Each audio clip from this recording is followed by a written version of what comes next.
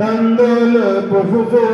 चरुलावे पुनि दीपम धूपम फलसो अनुपम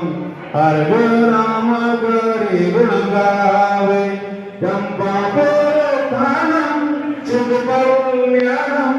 वसु पूजयते राजीवरम वसु गृहरि अचे भवतो पुरचे बचे सब सुख का सदन चौदसी फागुन कृष्ण की वास भजन कल्याण कीनो परिमा वेद जीवं धैर्य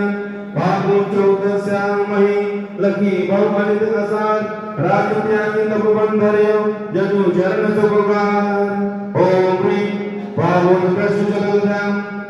जल मंगल पंडिताय तपो मंगल पंडिताय सेवा सुबह जनिद्राय श्री सर्वेश करके